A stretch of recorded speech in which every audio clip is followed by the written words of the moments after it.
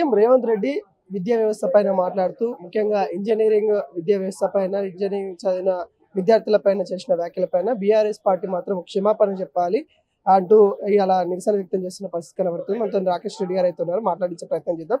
సరే, ఎలా చూస్తారు సీఎం రేవంత్ రెడ్డి గారి వ్యాఖ్యల్ని ఎలా చూస్తా ఉన్నారు? ప్రధానంగా ముఖ్యమంత్రి రేవంత్ రెడ్డి గారు ఒక్కో సందర్భంలో ఒక్కోలా మాట్లాడుతూ ఉంటాడు. అపరిచితుడు సినిమాలో విక్రమ్కి 3 క్యారెక్టర్లు ఉన్నట్టు రామురేమో అపరిచితుడు, అట్లా రేవంత్ రెడ్డి గారికి కూడా 3 క్యారెక్టర్లు ఉన్నాయి. ఒకటి రేవంత్ రెడ్డి, రెండోది రేమో, మూడోది ఒక రోగు.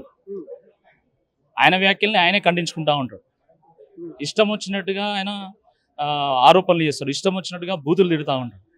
మొన్నటికి మొన్న ఏమన్నాడు, జంజీలకు 21 ఏళ్ళకే చట్టసభలకు పంపేటువంటి అవకాశం రావాలి.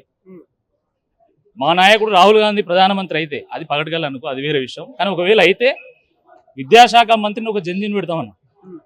వారం రోజులు తిరక్క ముందుకే ఇక్కడికి వచ్చేయమంటాడంటే జంజీలు ఈ ఇంజనీర్లు అంతా క్రిమినల్ వేస్ట్ అంటారు. ఈ రాష్ట్రంలో నిజంగా క్రిమినల్ ఎవరైనా ఉన్నారు అంటే అది రేవంత్ రెడ్డి గారు. ఎందుకంటే నీ మీద 89 కేసులు ఉన్నాయి, 76 తీవ్రమైనటువంటి ఆరోపణలు కలిగినటువంటి కేసులు ఉన్నాయి. మరి నువ్వు వచ్చి ఆ రకంగా మాట్లాడొచ్చా? అసలు నీకు ఏం అర్హత ఉన్నది? నీకు దేవాదుల ఏ బేసిన్లు ఉన్నదో తెలియదు, నల్లమల్ల ఎక్కడున్నదో తెలియదు, బాక్రానంగల్ డ్యామ్ ఎక్కడున్నదో తెలియదు. నువ్వు వచ్చి ఇంజనీర్ మీద మాట్లాడేటువంటి అది ఉందా, అర్హత ఉందా? ఇది చాలా దురదృష్టకరం.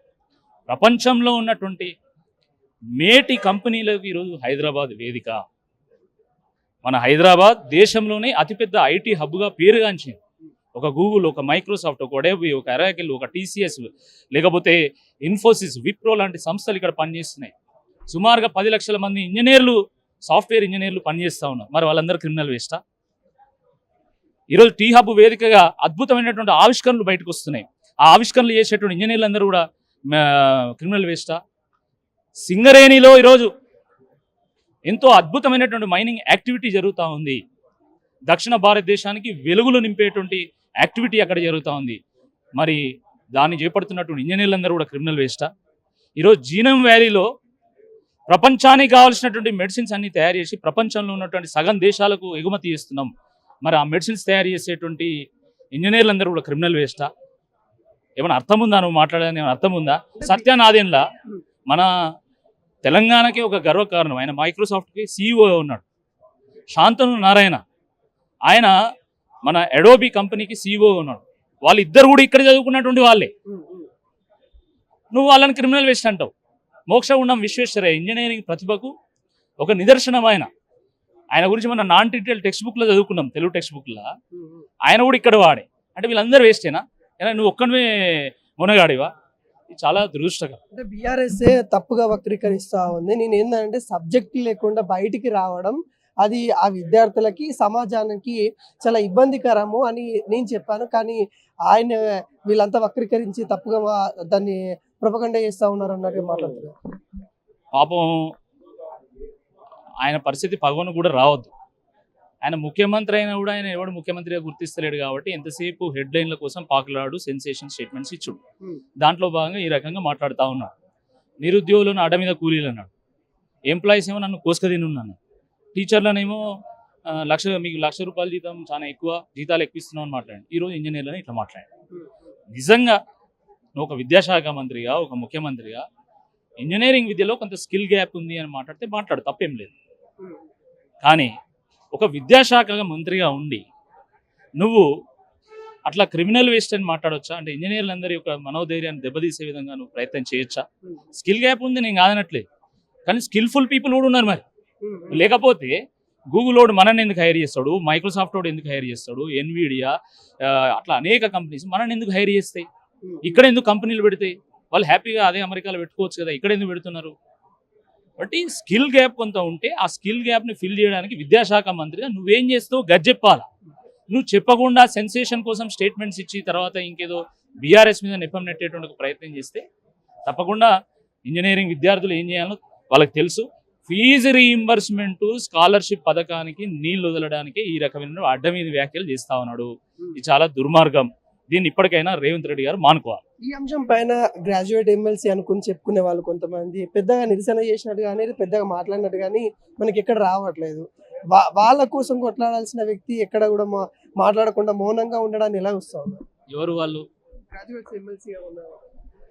ఓ వాళ్ళు వాళ్ళ వైఖరి ఏంది, వాళ్ళు ఆ రోజు ఎన్నికల్లో పోటీ చేసినప్పుడు ఏం మాట్లాడేళ్ళు, ఇప్పుడు ఏం చేస్తున్నారు అనేది యావత్ తెలంగాణ సమాజం కూడా మొత్తం గమనిస్తున్నది.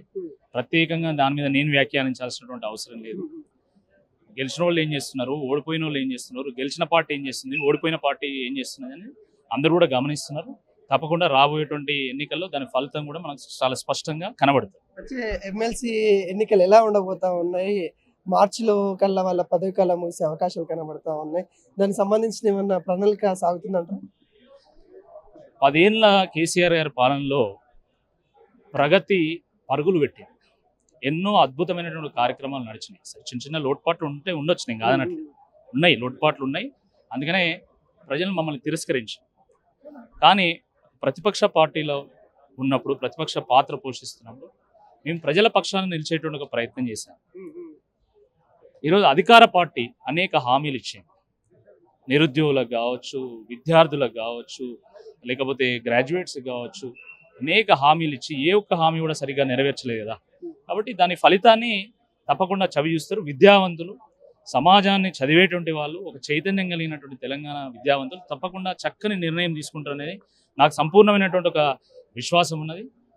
గెలిచినా ఓడినా బీఆర్ఎస్ పార్టీ నిరుద్యోగుల పక్షాన, విద్యావంతుల పక్షాన మరి కొట్లాడుతూ ఉన్నది, ఉద్యోగస్తుల పక్షాన కొట్లాడుతూ ఉంది. కానీ 100 మంది కౌరవుల్లాగా ఉన్నారు కాంగ్రెస్ పార్టీ ఎమ్మెల్యేలు, ఎమ్మెల్సీలు, ఎంపీలు కౌరవుల్లాగా 100 మంది ఉన్నారు. ఒక్కడన్నా మాట్లాడిండా అండి? నిన్న ఖమ్మంలో వేణు అనేటువంటి నిరుద్యోగి ఆత్మహత్య ప్రయత్నం చేసుకుంటే కనీసం ఒక్క కాంగ్రెస్ వాడు మాట్లాడిండా? అదే మా నాయకులు వెళ్ళిండు. మా నాయకులు పువ్వాడ అజయ్ గారు కానీ, అక్కడ ఉన్నటువంటి తాతామధు గారు కానీ, వాళ్ళు వెళ్తే వాళ్ళను కూడా అడ్డుకునేటువంటి ఒక ప్రయత్నం చేస్తూ ఉన్నారు. దేనికోసం? ఈరోజు ఉద్యోగస్తులు డిఏల కోసం, పిఆర్సీ కోసం కళ్ళల్లో ఒత్తులేసుకొని ఎదురు చూస్తూ ఉన్నారు. కళ్ళు కాయలు కాసేలాగా ఎదురు చూస్తూ ఉన్నారు. కనీసం వాళ్ళకు ఉపశమనం కలిగించే విధంగా ఒక్క స్టేట్మెంట్ ఇచ్చారా మీరు ఇప్పటివరకు? ఈరోజు ఇంజనీరింగ్ విద్యార్థులు, డిగ్రీ, పీజీ చదువుతున్నటువంటి వాళ్ళు ఫీజు రీయింబర్స్మెంట్ రాక, స్కాలర్షిప్లు రాక నానా తంటాలు పడుతూ ఉన్నారు. కళాశాల యాజమాన్యాలు ఈరోజు కాలేజీలు నడపలేనటువంటి ఒక పరిస్థితి. వడ్డీలు కట్టలేకపోతా ఉన్నారు, ఎలక్ట్రిసిటీ బిల్లులు కట్టలేకపోతున్నారు, కాలేజీలు మూతపడుతున్నాయి. ఒక్క ఎమ్మెల్యే కానీ, ఒక్క ఎమ్మెల్సీ కానీ కాంగ్రెస్ వాళ్ళు మాట్లాడిలా? మాట్లాడింది మేము, ప్రజల పక్షాన కొట్లాడుతున్నది మేము. దీన్ని తప్పకుండా తెలంగాణ విద్యావంతులందరూ కూడా గమనిస్తారు. అది హైదరాబాద్, రంగారెడ్డి, మహబూబ్ నగర్ అయినా, లేకపోతే మా ఖమ్మం, నల్గొండ, వరంగల్ అయినా, ఎన్నిక ఎక్కడొచ్చినా తప్పకుండా గెలిచేది బీఆర్ఎస్ పార్టీయే. ఎమ్మెల్సీగా 100% మేము గెలుస్తాం. ఎమ్మెల్సీతోనే వాళ్ళ పతనం ప్రారంభమవుతుందని చెప్పి కూడా ఈ సందర్భంగా నేను మనం చేస్తాను. పైన రాకేష్ రెడ్డి గారు బరిలో ఉండబోతున్నారు. ఎందుకంటే చాలా మంది నిరుద్యోగులు కూడా కోరుకుంటా ఉన్నారు. మనం చెప్తున్నది కాదు, మొన్న చూసాము రాకేష్ అన్న రావాల్సిందే అన్నట్టుగా వాళ్ళు కోరుతా ఉన్నారు. మరి బరిలో ఉండబోతా ఉన్నారా? తప్పకుండా పార్టీ ఆదేశిస్తే నేను తప్పకుండా పోటీ చేయడానికి సుముఖంగా ఉన్నా. పార్టీ ఎమ్మెల్సీ పోటీ చేయమంటే ఎమ్మెల్సీగా పోటీ చేస్తా, పార్టీలో పని చేయమంటే పార్టీలో పని చేస్తా, ఎమ్మెల్యేగా పోటీ చేయమంటే ఎమ్మెల్యేగా పోటీ చేస్తా. నేను ప్రజాక్షేత్రంలో ఉండేటువంటి వాడిని, ప్రజల కోసం కొట్లాడేటువంటి వాడిని. కాబట్టి తప్పకుండా నాకు అవకాశం ఇస్తే పోటీ చేయడం కాదు, 100% కాంగ్రెస్ వాళ్ళని ఇంటికి పంపిస్తాను.